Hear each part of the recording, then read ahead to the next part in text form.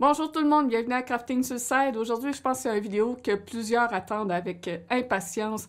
Donc, on découvre toutes les étapes à suivre pour en arriver à ce résultat.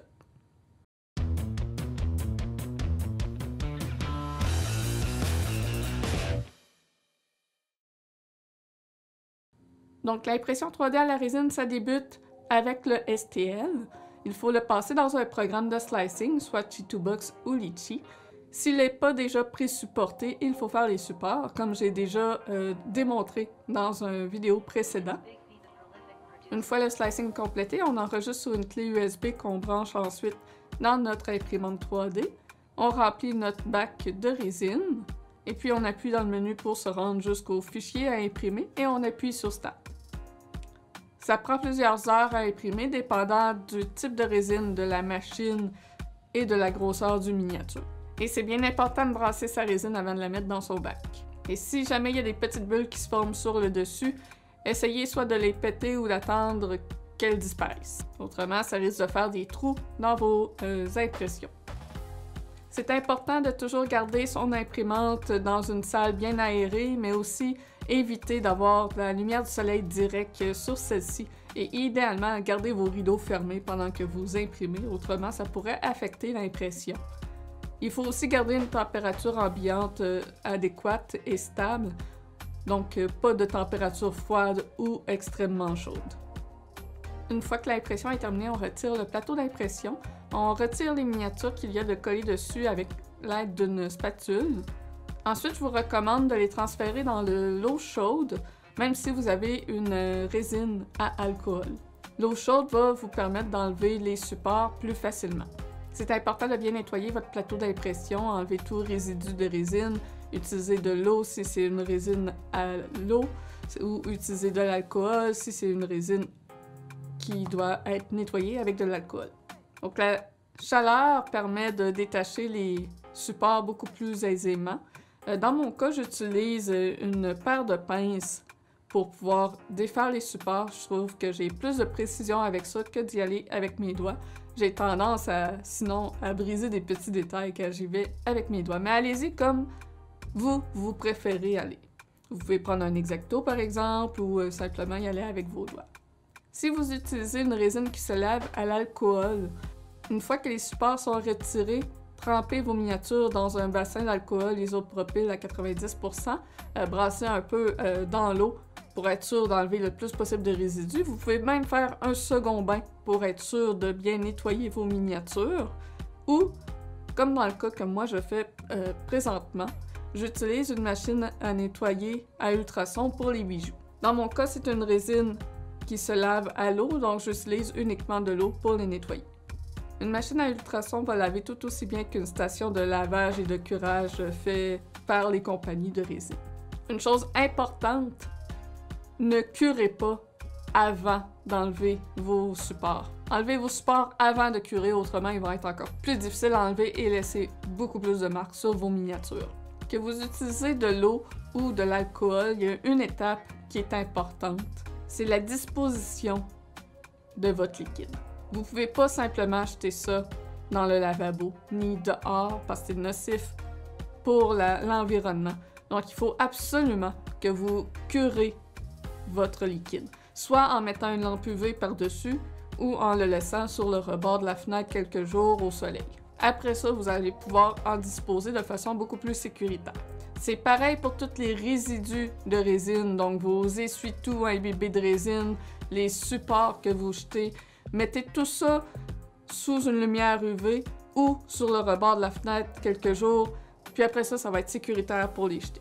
Une fois que vous avez passé la miniature dans la machine à ultrasons ou dans votre station de lavage, il faut absolument les laisser sécher avant de passer au curage. Donc, soit que vous les laissez sécher à l'air, tout simplement, ce qui prend quand même beaucoup de temps, sauf si vous utilisez de l'alcool, ça sèche vite. Soit que vous utilisez un séchoir à cheveux pour se faire sécher plus vite. Vous pouvez l'éponger avec des essuie-tout. Par contre, il faut faire attention pour ne pas briser les plus fins détails. Et vous pouvez sinon utiliser une brosse à dents aussi pour aider à nettoyer plus en profondeur, mais aussi à la sécher. D'ailleurs, si vous n'avez pas de machine à ultrasons ou de station de lavage, vous pouvez utiliser une brosse à dents après avoir fait 2 bains pour pouvoir nettoyer plus en profondeur votre miniature. Lorsque la miniature est sèche, c'est donc maintenant le temps de le curer. Pour ce faire, soit que vous utilisez une station de curage qui existe sur le marché, ou vous pouvez vous construire une petite boîte comme moi j'ai fait. Simplement prendre une boîte que vous remplissez de papier d'aluminium et que vous faites un trou pour mettre votre lampe UV. Donc, vous placez votre miniature à l'intérieur, un peu comme dans un four, si on peut dire, et puis vous allumez votre lumière UV. Assurez-vous de tourner votre miniature pour que tous les côtés soient bien durcis. Pour ce qui est du temps à le laisser sous la lumière UV, ça dépend de la résine. Habituellement, ça devrait être indiqué sur votre bouteille le nombre de secondes par layer. Donc, lorsque vous sauvegardez votre fichier sur la clé USB, normalement, votre programme de slicing va vous indiquer le nombre de layers que contient votre miniature. Puis, si vous n'avez pas de lampe UV, vous pouvez aussi simplement les laisser sur le rebord de la fenêtre. Personnellement, c'est la méthode que je préfère. Autre fait important, lorsque vous avez une miniature qui est vide à l'intérieur, que l'on dit hollow, c'est important de rincer comme il faut l'intérieur et de le laisser sécher entièrement et de le curer. Donc, c'est sûr, c'est plus difficile à curer. Si vous avez des petites lumières qui rentrent dans le trou pour le curer, faites ça. Sinon, laissez-le quelques jours sur le rebord de la fenêtre et assurez-vous que c'est bien curé avant de tout sceller le tout et de le peindre. Parce que les problèmes que ça peut causer, c'est qu'au bout de quelques mois, 1 an, 2 ans, votre miniature peut éclater si ça n'a pas été adéquatement nettoyé à l'intérieur parce qu'il reste de la résine non curée. Et puis la dernière étape de nettoyage, c'est pas obligatoire, mais c'est sûr ça va aider grandement à l'esthétique de votre miniature, c'est de retirer toutes les traces que les supports ont laissées. Donc on peut, pour ce faire, utiliser un X-Acto, un petit X-Acto tout simple à la lame effritée. C'est important de ne pas avoir une lame neuve, autrement vous allez couper trop profond dans la résine et vous allez faire plus de dégâts au final que ce que vous essayez de faire. Donc vous pouvez gratter avec un X-Acto, y aller doucement, toujours faire attention où sont vos doigts évidemment. Vous pouvez utiliser un petit pinceau pour nettoyer la poussière que ça fait.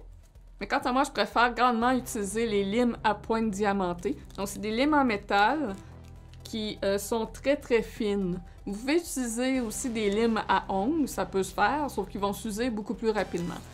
Fait qu'avec ces limes-là, ça me permet de nettoyer un peu mieux tout ce qui est des parties les plus fragiles sans risquer de les casser, comme les griffes ou les doigts sur les miniatures. Donc on enlève toutes les traces de support, on nettoie comme il faut pour s'assurer qu'il n'y a plus de poussière de résine sur la miniature, et après, s'il y a lieu, on fait l'assemblage. Donc dans mon cas, la miniature s'imprimait les ailes à part, donc pour joindre les ailes aux miniatures, j'utilise de la résine, la même avec laquelle j'ai imprimé, que j'implique en fine couche, que je maintiens en place et ensuite je viens avec une lampe UV pour durcir le tout. C'est la méthode la plus efficace et la plus solide pour joindre des morceaux de résine ensemble. Sinon, vous pouvez aussi utiliser de la Crazy Glue si vous êtes moins à l'aise de jouer avec la résine. Puis lorsque il y a des jonctions ou des trous parce que la miniature était hollow, on peut cacher ces jonctions-là avec de la résine, encore une fois, ou utiliser du green stuff ou du milliput. Donc pour appliquer le green stuff, ça va être d'utiliser vos doigts ou des outils de sculptage et d'essayer de reproduire la texture du miniature pour que ça se fonde le plus possible. Sinon, si c'est pas parfait, c'est pas grave parce que ça peut se sabler une fois que c'est séché. Fait que ça complète le nettoyage d'une miniature. Il reste juste à primer et à peinturer suite à ça. Donc, merci tout le monde d'avoir écouté cette vidéo. Si vous avez des questions, des commentaires, n'hésitez pas de laisser ça dans les commentaires. Je vous remercie évidemment tous nos membres Patreon, abonnés YouTube et sub Twitch. Votre support est grandement apprécié. Puis si vous voulez nous supporter aussi d'une autre façon, on a maintenant de la marchandise à notre effigie. Donc je porte ici un t-shirt de Toshi que l'on peut retrouver sur Redbubble en cherchant RPG Suicide en un seul mot.